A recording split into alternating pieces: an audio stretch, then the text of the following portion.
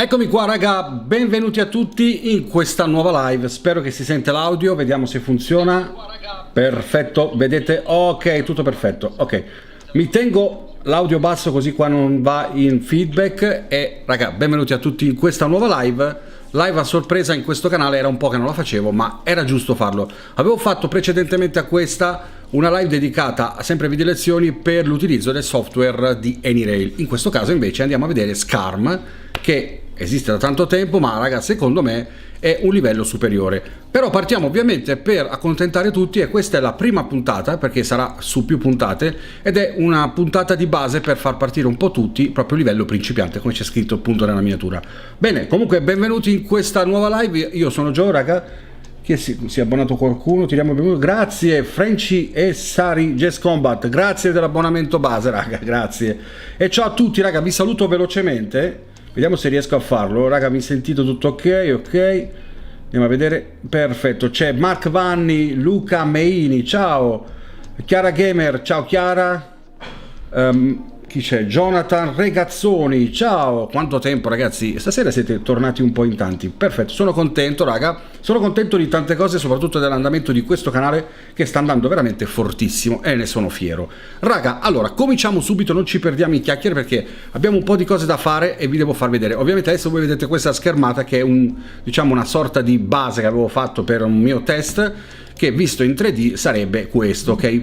La figata di questo software è proprio quella che vi permette di poterlo vedere in 3D con una modalità ben diversa da AnyRail e oltretutto possiamo far girare anche i treni per testarli, ma di questo ne parleremo più avanti perché c'è appunto un pacchetto aggiuntivo a questo software che vi permette di far girare i treni e vederli in anteprima come verranno sul vostro plastico.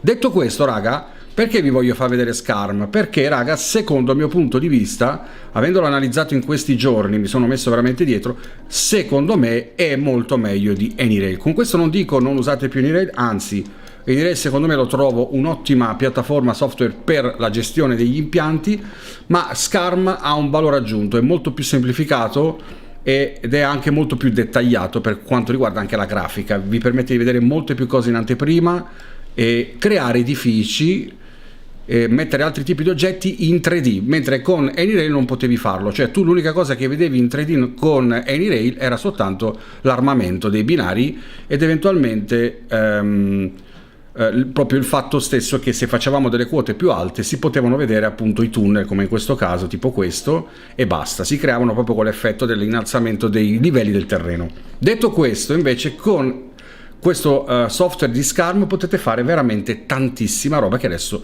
vi mostro. Quindi in questo video raga, per chi ovviamente questo è una live ma tra qualche ora diventerà video e rimarrà nel canale, questo è il primo episodio, quindi per chi sta cominciando da zero seguite passo passo ciò che faccio, perché in questa serata cominceremo a vedere alcuni aspetti di base per poter cominciare a navigare su questo software che all'inizio, infatti vi faccio vedere quando entriamo, sembra abbastanza spaventoso, nel senso che sembra quasi difficile da gestire, ma in realtà è molto molto semplice. Adesso apriamolo, andiamo a prenderlo dal desktop, c'è un botto di roba, c'ho già pronto anche il video per domani raga, c'è un disastro. Ok, questo è il software come si apre, così come lo vedete. Io spero che voi riusciate a vedere tutta la pagina. Ok, io mi sono messo qua a destra piccolino per non dar fastidio, in modo da farvi vedere tutto quello che vi serve. Ora magari non so come sarà la grafica, perché in live la grafica perde molto, però proviamo a vedere quello che succede, va bene?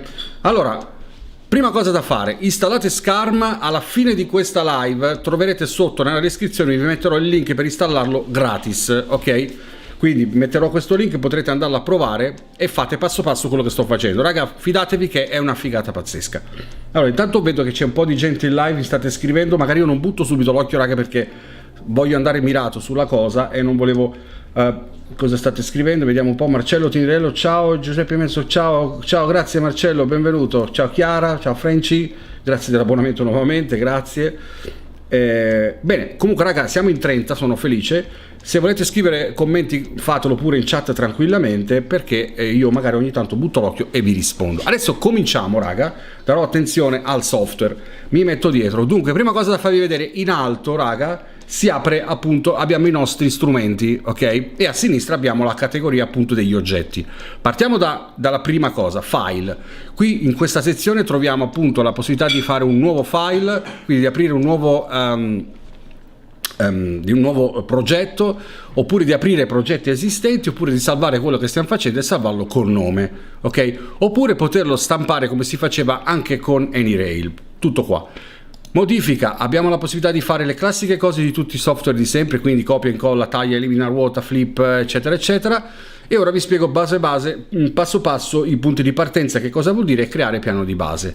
Inserire testo, molto semplice, poi visualizza. Io qua vi consiglio sempre, per i principianti specialmente, di tenere legati questi, quindi mostra dimensioni, area di testo e visualizza altezza binari. Teneteli attivi, perché anche i livelli, perché vi appare qua sulla destra in basso la possibilità di vedere e di creare progetti su più livelli. Questo vi è comodo se dovete fare cose un po' più complesse, per magari plastici con vari livelli, vi conviene farlo in questa maniera, ma poi capirete da soli.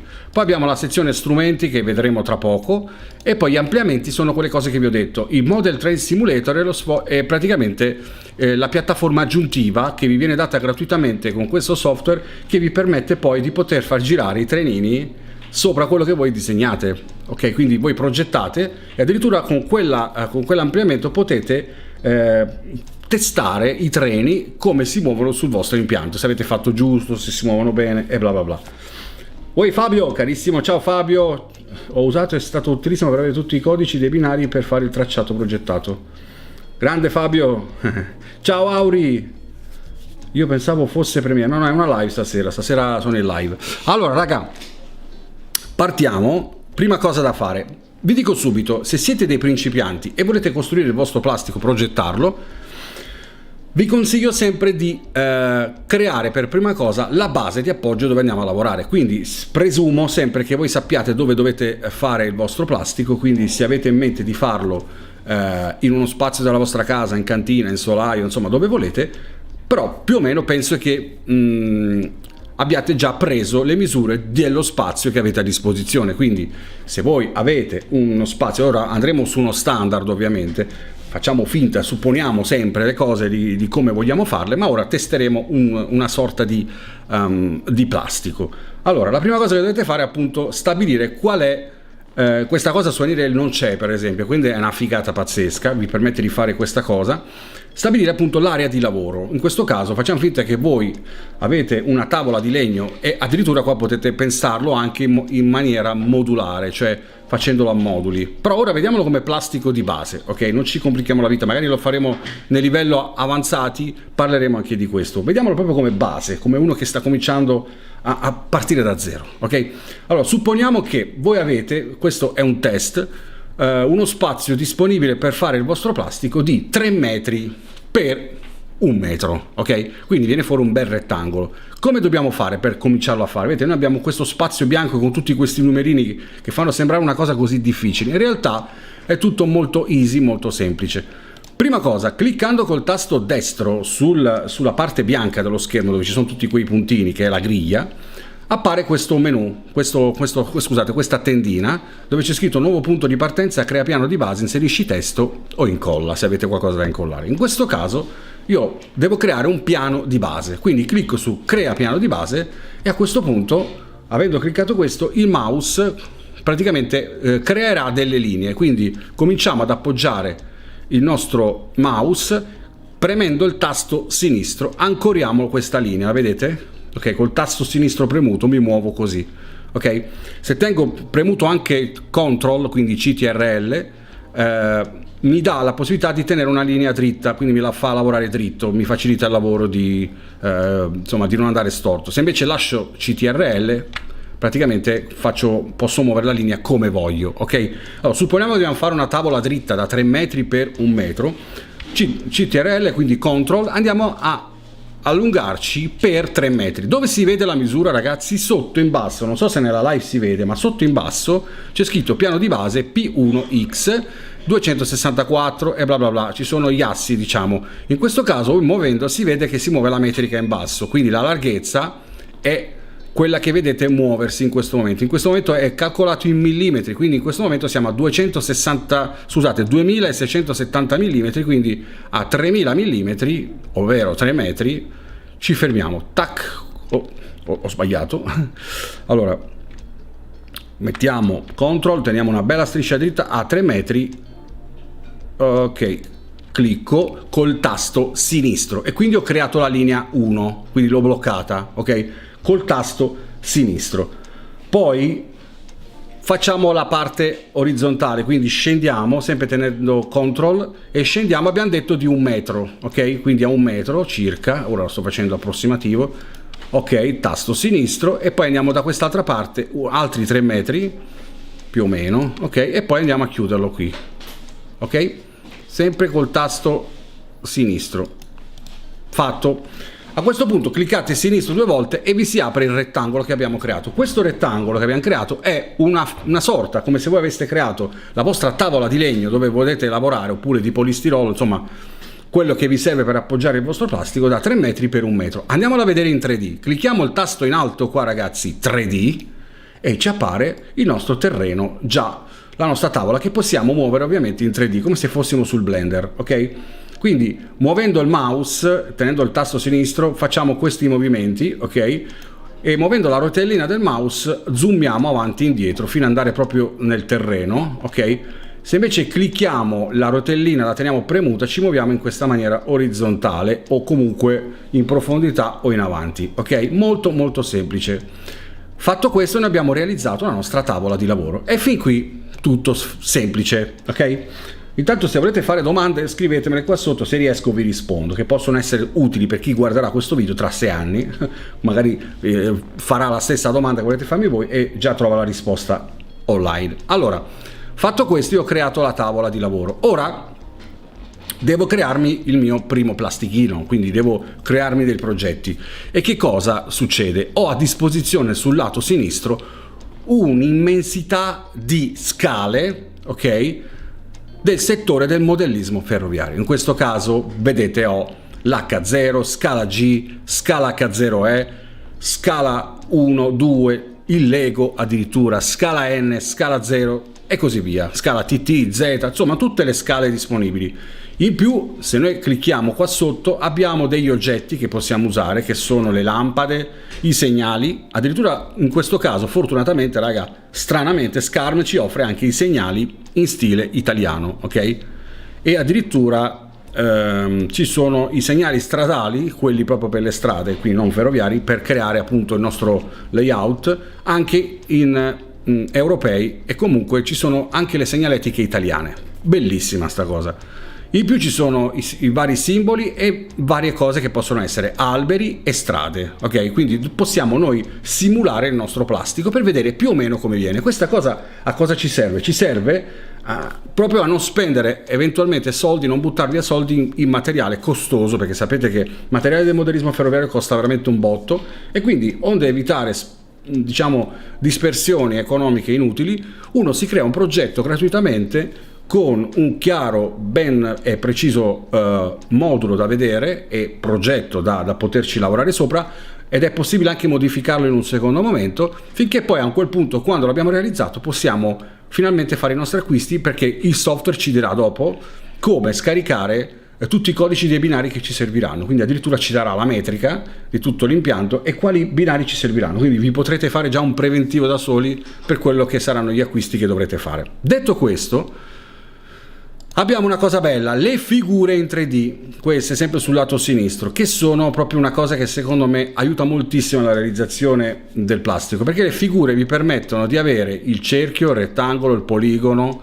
il cilindro e la rampa e i tetti. Questo vi permette di creare caseggiati approssimativi che vi servono per capire più o meno come vengono strutturati i nostri plastici. Addirittura, ovviamente, tutti questi, diciamo, queste figure, questi solidi, in questo caso il rettangolo, facciamo finta, simula quello che è la casa, l'abitazione, una stazione, un edificio, una fabbrica, che addirittura, se voi siete furbi, andate sui cataloghi, faccio un'ipotesi, se voi avete in mente di mettere una stazione della Faller, prendete il codice Faller, ok? e mettete la misura che vi dà dentro il catalogo, vi dice già quanto misura quella stazione, in modo che voi già avete più o meno un'idea di quanto è grande quella stazione. Ora vi faccio vedere l'esempio. Infatti la prima cosa che faremo su questo plastico, che in questo momento è in questo stato, cioè è un pezzo di legno con erba e basta, a noi serve cominciare a mettere, partiamo dall'oggetto, quindi dopo vediamo i binari, ok? Partiamo diciamo da questa parte delle figure che ci aiuta moltissimo. Allora, facciamo una cosa, andiamo su Faller e scriviamo a caso, ok, Faller Online Shop, andiamo a vedere le stazioni della Faller, spero che voi vediate quello che sto facendo, ok, penso di sì, si vede, sì, e facciamo stazioni. Faller ovviamente è in tedesco, vediamo se riusciamo, vediamo se troviamo le stazioni della Faller, troviamo subito una stazione a caso, ovviamente tutto a caso, H0, 1,87, vediamo cosa troviamo. Allora, una stazione a caso, però questa, aspetta, siamo andati intorno a te, il modo di affare quel fascino urbano, ovviamente le traduzioni fanno schifo, però vabbè, abbiamo capito più o meno. Bene, prendiamo questa stazione qui, ok, questa stazione ferroviaria principale. Se sentite tossire c'è mio figlio che in questo momento anche lui con virus. Allora, questa stazione, che è una mega stazione della Faller, è una stazione che costa 200 euro. Ora faccio finta che la metterò su questo plastico. Io ho la possibilità qui di avere in anteprima le misure, ok? Dovrebbero esserci in questa, eccola qua.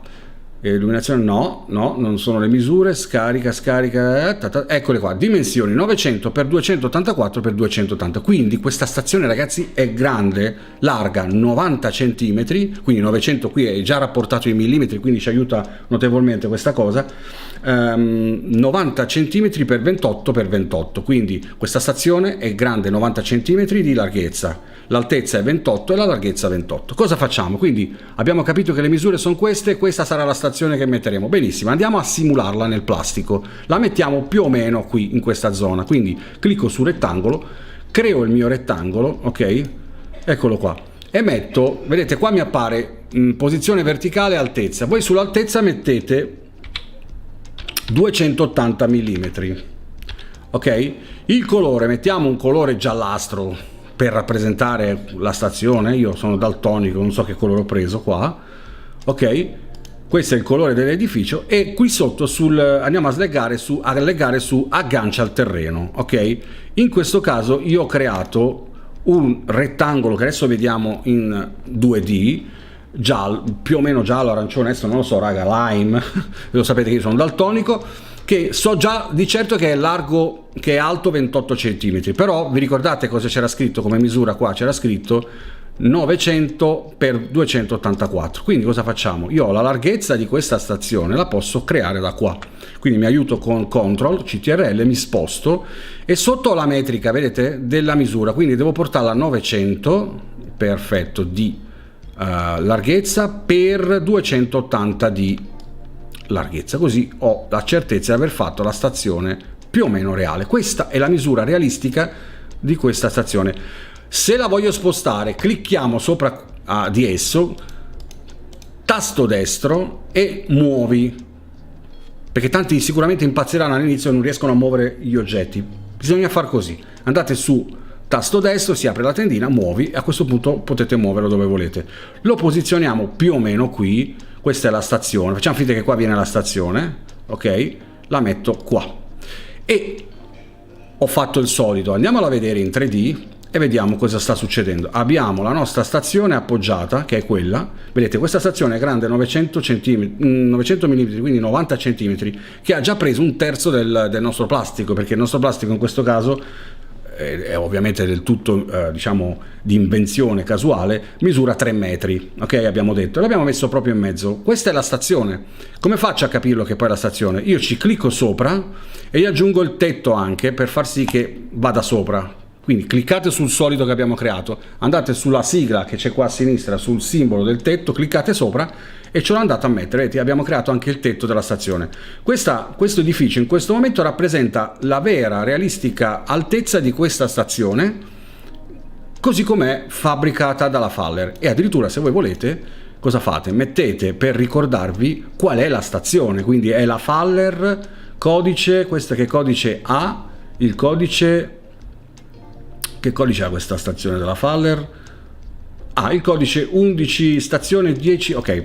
Cosa faccio? Vado ritorno in modalità 2D e vado su inserisci testo e scriviamo vabbè, questo ve lo faccio vedere dopo, perché sennò dopo si va a confondere sotto con le vostre idee e impazzite, quindi vediamo dopo l'inserimento del testo, perché devo farvi vedere come metterlo davanti alla stazione, in modo che quando avete finito il plastico avete l'idea di codici dei rispettivi edifici. Lo vediamo dopo. Vi ricordo che qua sopra avete anche un altro strumento, che è il flessometro, che vi serve proprio per creare varie lavorazioni sul terreno, ma questo lo vedremo più avanti. Non è da confondere col metro, non è il metro quello, perché tanti pensano al metro, perché su AnyRail era il metro quel simbolino. Grazie Marcello, grazie Mark. Amala lì, ciao, domani vedo il video perché sono persa la prima parte. Ok, va bene. Parliamo di fermodellismo, ciao, Walter Carrari, bella la Liguria. Ok, vado avanti raga. Dunque, detto questo, abbiamo creato la stazione e ci siamo. Ora, cosa facciamo? Facciamo che allarghiamo un po' questo plastico, perché voglio aggiungere un paio di centimetri di qua, quindi andiamo sopra, e un paio di centimetri di qua, per avere un po' di spazio da quella parte.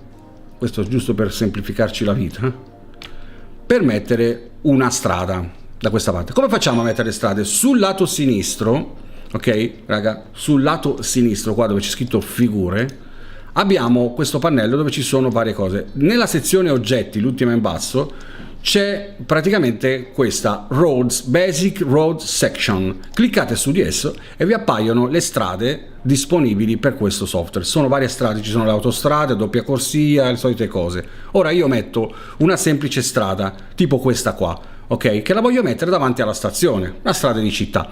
Allora, per mettere giù una strada dobbiamo dare un punto di inizio, quindi se io clicco sulla strada, vedete, mi dice linea, ok, però mi dice, me l'appoggia così casualmente, perché ci ho fissato lì il punto di inizio. Ovviamente non mi interessa, quindi cosa faccio? Per tornare indietro, questa freccia qua in alto ci fa tornare indietro e togliere gli errori che abbiamo fatto, ok? Io voglio dare un punto di inizio a questa strada, quindi zoomiamo un po', andiamo a zoomare nel nostro plastico e voglio fare una strada che da qui, dall'estremità sinistra, va dall'altra parte, taglia proprio dentro il plastico. Stiamo simulando, ok? Allora, per fare che la strada parta da questo punto, devo creare appunto un nuovo punto di partenza. Cliccando col tasto destro sulla schermata bianca ci chiede di fare un nuovo punto di partenza. Clicco col tasto sinistro e appare questa freccia, ok? Appoggio la freccia da dove voglio far partire la strada, in questo caso proprio all'estremità del plastico, faccio partire la strada che arriva dal vuoto, appoggio la croce proprio qui e si apre questo famoso, diciamo, sorta di righello goniometro che ci permette di indicare la direzione della strada. Quindi vedete questa freccia che si muove, se io la lascio così la strada andrà verso di qua, se io lo porto di qua la strada andrà dall'altra parte, ma io devo andare dritto, quindi tranquillamente dritto, e quindi io dico che la strada deve andare avanti. Lascio e ora vedete è apparso questo simbolino, che è la freccia che semplicemente indica il punto di partenza di questo oggetto che andiamo a mettere. In questo caso l'oggetto è una strada, quindi ora clicco su strada e vedete si va a ancorare già lì, vedete? Ora cosa succede? La segnaletica orizzontale mi dice: volete una linea mezzeria singola tratteggiata? La linea di mezzeria sarebbe la segnaletica stradale. Volete quella tratteggiata singola, oppure singola continua, oppure doppia continua? Fate quello che volete. Io la lascio così. Se volete potete mettere questo, ma io la lascio così, ok? Schiaccio ok e mi appare la strada. Il massimo è questo, ti fa fare una sezione di massimo 1 metro e poi se volete continuarla cliccate ancora e si aggiunge un altro pezzo.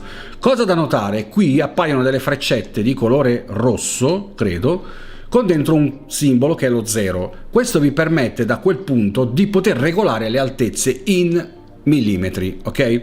Quindi se io voglio fare la strada che va in salita e creare delle pendenze, ora lo vedremo come fare, perché questa è già una cosa di passo successivo, ma ora ci preoccuperemo di posizionare la strada, perché il lavoro di creazione dei, come si dice, delle salite, delle pendenze, si può fare anche in un secondo momento. Quindi voi potete creare un tracciato e andarlo a lavorare in un secondo momento per creare pendenze, tunnel, montagne, salti del montone, viadotti, ponti e bla bla bla.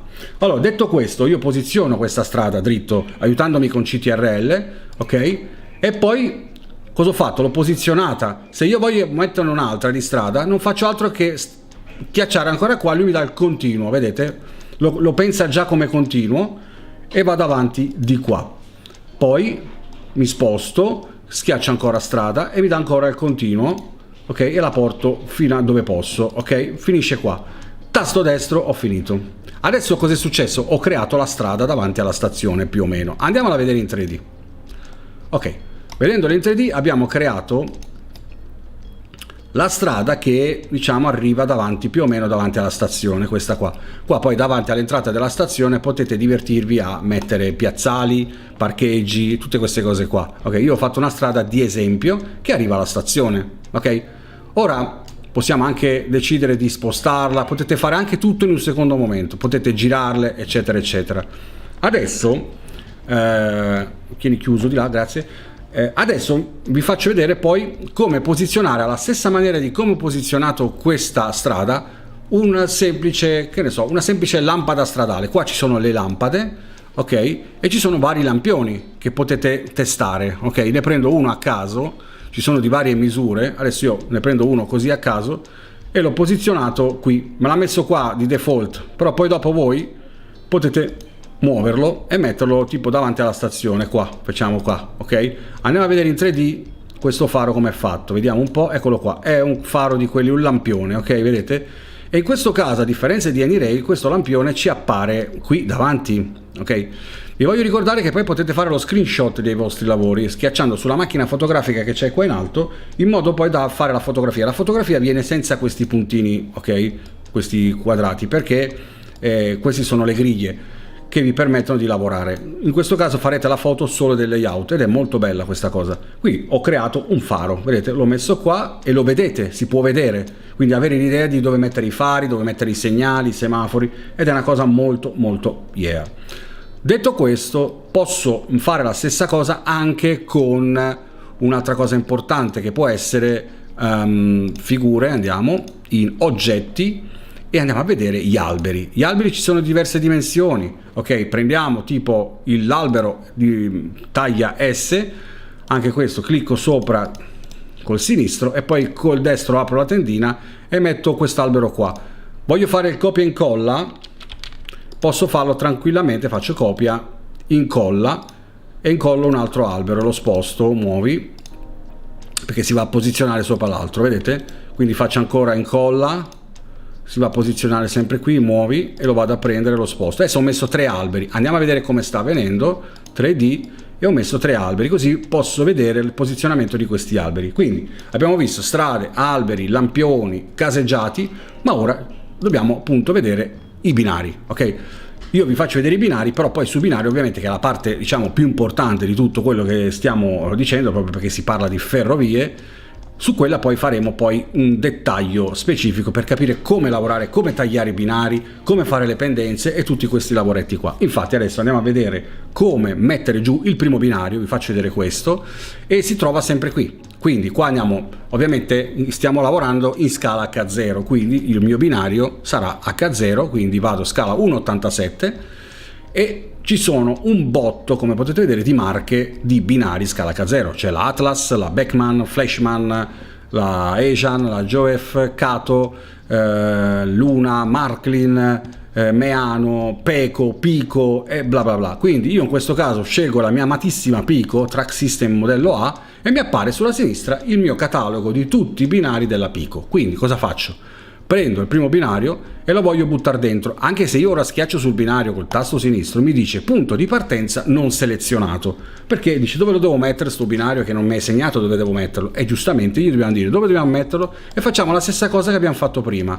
Lo voglio mettere qui, parto da qua, dall'inizio del plastico, faccio finta che parto da qui e clicco col tasto destro, inserisci il nuovo punto di partenza, metto la croce qui, più o meno qua, direzionata da questa parte come abbiamo fatto prima, così il tracciato va da sinistra verso destra, e a questo punto quando andrò a cliccare sul binario, in questo caso il G231, quindi il binario dritto della Pico, mi apparirà come magia. Ok, vedete?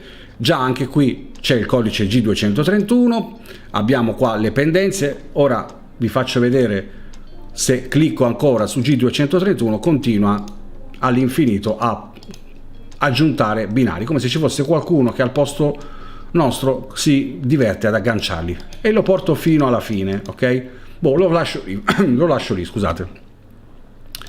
Fatto questo vado in 3D e vedo i binari. Ok, ho messo il binario, quindi qua vi potete divertire un botto. Potete fare anche i marciapiedi di stazione, potete fare tutto per simulare il vostro plastico. Ora io ho messo giù il mio binario per farvi vedere come viene, ed è così. Ok, dopo vi potete guardare il tracciato e avete già un'idea di come verrà il vostro plastico. Non è fantastica sta cosa, raga? Secondo me un botto. Detto questo, io concluderei qua, perché questa era la prima puntata dedicata proprio ai principianti, cioè coloro che hanno bisogno di iniziare, e per iniziare vi serve solo ed esclusivamente questo, quello che vi ho fatto vedere adesso. Quindi chiunque può fare quelle manovre che ho fatto io, divertendosi a insomma divertirsi a mettere binari e bla bla bla. Poi nei prossimi video faremo il livello avanzato, dove cominceremo a vedere il simbolismo di queste cose che sono qua in alto, ponti, viadotti, come si fanno i livelli, come si alzano le quote, come si fanno gli elicoidali, come si fanno le montagne e tante altre cose carinissime.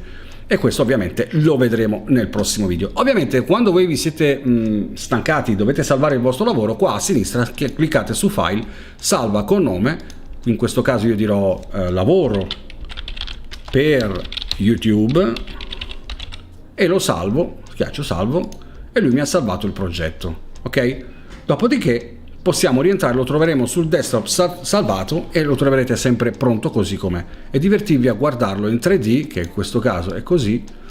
E guardate magari anche l'altro che ho fatto, che era una cosa che ho fatto prima di cominciare questo video, scusate, prima di cominciare questa live, avevo progettato questo. Lì vi voglio far vedere due particolari, che sono questi. Vedete, qua avevo creato una sorta di piccolo circuito. Vi sto dando un'anteprima di quello che vedremo nella prossima puntata, e vedendolo in 3D, ora me lo sta caricando, si vede questo. Ho creato una stazione con, vedete, addirittura ho fatto i marciapiedi, quello di colore grigio, io ho messo i binari, più o meno, ok? E poi l'ho fatto velocemente, raga, era con qualche errore, era per farvelo vedere. Ho messo qualche albero, ho creato dei tunnel, ho creato dei ponti, e, insomma, delle pendenze. Questo ovviamente lo vedremo nel prossimo video come fare, e quindi per adesso io, raga, ho finito. Ho finito quello che volevo darvi in questo video, però se volete ho qualche minuto ancora da dedicarvi per rispondervi in chat alle vostre domande. Se volete salutarmi, dimmi le vostre cose, sono qua, non c'è problema. Quindi comincio a vedere che c'è scritto Mark Vanni, Jonathan Bella, la Marklin, ok. Roberto Mares, esiste un software simile per Mac? Raga, non lo so, dovete andare sul sito della SCARM, che adesso vi linkerò qua sotto alla fine della live, e guardate se esiste anche per Mac. Devo guardare anch'io, poi magari lo guardo dopo, ma credo di no, penso di no, non lo so. Non prenderla per certa sta cosa, controlla tu stesso dopo, metterò il link e vediamo. Non mi sono preoccupato di questa cosa perché non usando Mac non mi sono posto il problema. Allora, Walter Carrari, ci si vede ancora prima di Natale, facci sapere per gli auguri. Certo ragazzi, mancano 4 giorni, non so, domani esce il video, ci vediamo col video, poi sicuramente ci vediamo, sì dai, ci vediamo. Marcello Tinello mi dice, ah no aspetta, Jonathan Regazzoni dice di Scarma avevo trovato un link per scaricare la demo, ma poi da quel link non ho mai potuto acquistare la versione completa. Ah, strano. Dopo vi metto i link, va bene raga, dopo vi metto tutti i link e controllate tutto. Marcello Tinello dice, Giuseppe ti piace la lima Expert? Sì, la lima Expert mi piace perché non ha nulla a che vedere con la lima, quella dei miei tempi, ok? È un'altra cosa, diciamo è modellismo, quindi molto molto carina. Stanno facendo delle cose abbastanza carine.